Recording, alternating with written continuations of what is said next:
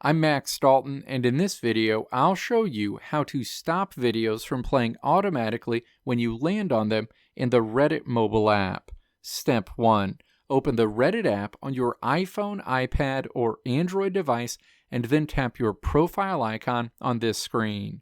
A menu opens. Step 2. Tap Settings in this list of options. Step 3. Navigate to the Accessibility section and then tap Media and Animations. Step 4. Tap Autoplay Video Previews. The Autoplay Video Previews menu opens. Step 5. Tap to place a checkmark next to Never. Now, when you scroll through Reddit going forward, videos will no longer play automatically when you get to them. If you want to go further, you can also tap to toggle off Autoplay Animated Images. Let me know if this video helped you out in the comments below. If you liked what you saw here, click the video links on the right side of the screen to check out another video.